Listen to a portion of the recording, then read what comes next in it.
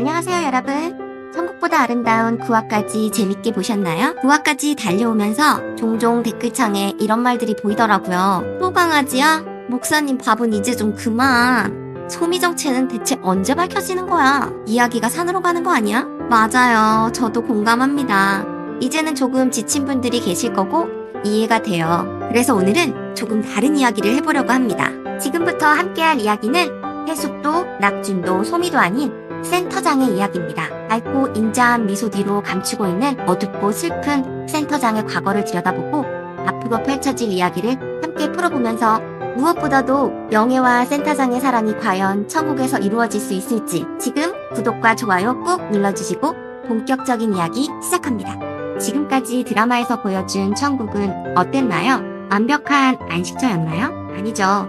그곳에도 사랑, 상처, 집착, 지극히 인간적인 감정이 그대로 살아 숨쉬고 있었죠. 천국은 빛으로 가득 찬 평온한 공간이었지만 그 안에서도 인간의 감정과 과거는 여전히 잔잔한 풍문을 일으키고 있었죠. 살면서 제대로 된 사랑 한번 못 받아본 여자 영애는 그녀가 처음 천국에 도착했을 때 자신을 온전히 받아줄 거라고 믿은 남자, 그게 바로 천국의 센터장이었습니다. 빛으로 감싸진 그 남자는 아이러니하게도 영애의 고통을 투영한 존재였죠. 그래서였을까요? 영애는 천국에서조차 절대 떠나지 않을 사람을 본능적으로 붙잡으려고 했습니다. 그녀의 삶은 고통과 상실로 점철되어 있었고 특히 해숙을 잃은 후 그녀는 더 이상 아무것도 잃고 싶지 않았습니다.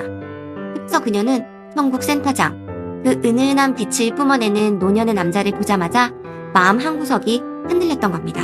그 남자는 그녀가 지금까지 본 어떤 남자보다 강렬했고 동시에 안전해 보였어요. 영애는 그 순간 이 사람은 절대 떠나지 않을 거라는 직감적인 믿음을 가졌고 그 믿음이 그녀를 앞으로 돌진하게 만들었죠. 센터장은 처음에는 영애의 적극적인 접근에 당황했습니다. 그의 나이는 70대 정도로 보였고 영애는 40대 중후반으로 아버지뻘로 보이죠. 어릴 때 아버지의 사랑을 받지 못했고 그 사랑을 너무나 갈구했던 영애는 센터장에게서 포근함과 안정감을 느꼈습니다. 영애가 당신 결혼했어요? 애는 있으세요? 같은 개인적인 질문을 던질 때마다 그는 단호하게 개인적인 질문은 하지 마라 라며 선을 그었습니다. 하지만 그 단호함 속에 묘한 흔들림이 있었고 영애는 그 흔들림을 놓치지 않았습니다. 그녀는 센터장이 자신을 밀어내는 행동조차도 일종의 관심이라고 해석했고 그 믿음은 그녀를 더 과감하게 만들었죠.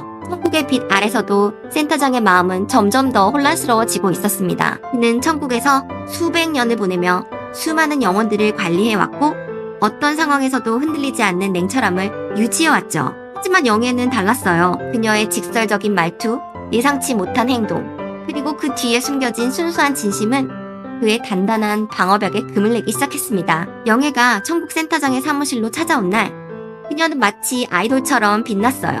레이스가 달린 드레스는 그녀의 거친 과거와는 전혀 어울리지 않았지만 그녀가 자신감 있게 걷는 모습은 천국의 모든 영혼들을 멈춰서게 했습니다. 센터장은 책상에 앉아 서류를 뒤적이다가 그녀를 보는 순간 숨이 멈추는 것 같았죠. 영애는 그 책상 위에 턱을 괴고 장난스러운 미소를 지으며 말했습니다. 센터장님, 오늘 좀 예쁘죠? 나 좀 봐줘요. 그냥 한 번만. 센터장은 얼굴을 굳히며 고개를 돌렸습니다. 영애님, 여기서 장난치지 마세요. 여기는 천국입니다. 영애님이 원하시는 그런 곳이 아니라고요. 하지만 그의 목소리는 평소처럼 단호하지 않았습니다. 영애는 그 미세한 떨림을 놓치지 않고 더 가까이 다가갔죠. 그녀는 센터장이 자신을 밀어내는 행동조차도 일종의 관심이라고 해석했고 그 믿음은 그녀를 더 과감하게 만들었어요. 떠나지 않을 거죠? 나를 버리지 않을 거죠? 그녀의 장난스러운 목소리의 순간 센터장의 마음속 깊은 곳에서 오래 묵혀있던 기억이 떠올랐습니다. 그도 원래는 인간이었고 그에게는 쌍둥이 동생이 있었죠. 두 사람은 외모는 똑같았지만 삶의 선택과 운명은 완전히 달랐습니다. 센터장은 살아있을 때 사랑과 희생으로 가득 찬 삶을 살았지만 그의 사랑은 비극으로 끝났죠. 그는 젊은 시절 한 여인을 사랑하고 결혼했지만 그녀는 센터장의 쌍둥이 동생과 바람이 나게 되었고 그 후 그는 더 이상 사랑을 믿지 않게 되었습니다. 그의 아내는 당연히 천국에 오지 못했고 그는 아내가 천국에 오지 못한 것이 자신의 잘못이라는 죄책감과 상실감 속에 괴로워했습니다. 빛을 뿜는 그의 외관은 그 과거의 고통과 깨달음을 상징하죠.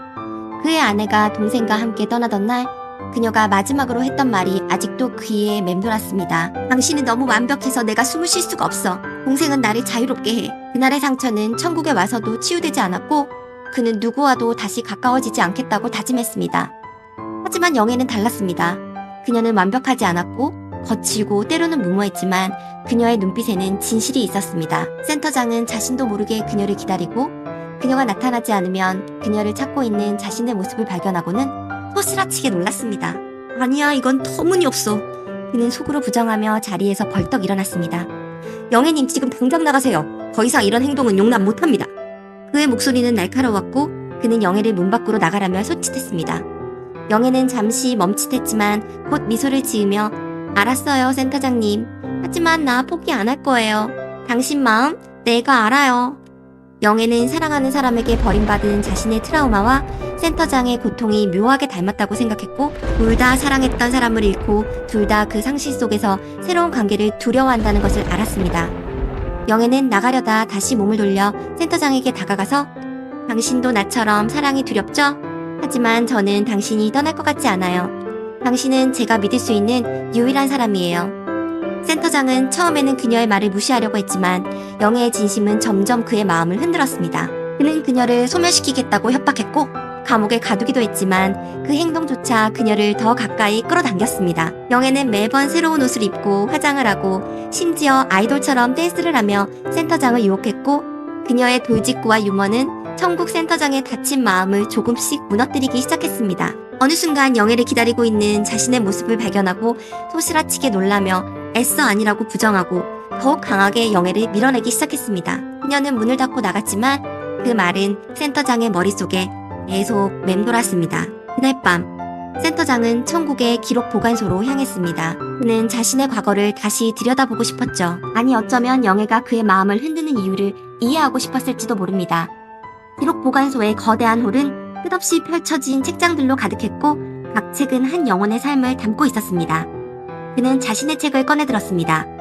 페이지가 펼쳐지자 그의 젊은 시절, 아내와의 사랑, 그리고 배신의 순간이 생생하게 재현되었습니다. 하지만 이번에는 이상하게도 그 기억 속에서 영희의 얼굴이 겹쳐지는 게 아니겠어요?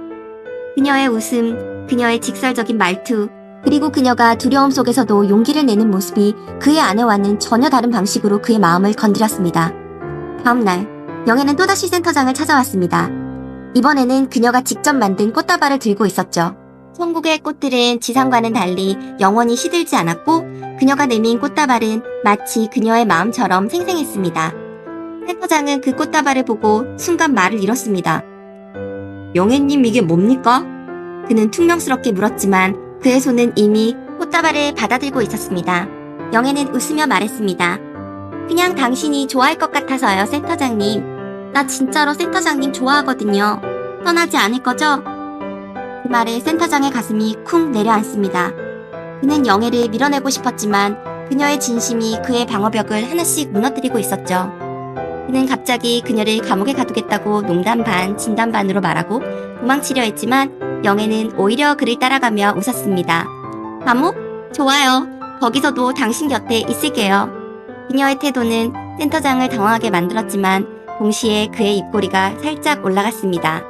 그 순간 그는 자신이 더 이상 치명적인 영애의 매력으로부터 도망칠 수 없다는 것을 깨달았죠. 이처럼 천국보다 아름다운은 단순한 사랑 이야기 그 이상입니다. 빛으로 가득 찬 공간 속에서도 인간의 마음은 복잡하고도 어두운 감정들로 가득 차 있음을 보여줍니다. 영애와 센터장, 두 사람의 이야기는 바로 우리 모두가 겪은 사랑과 상처, 그리고 용서의 이야기일지도 모릅니다. 이 드라마는 우리에게 말합니다.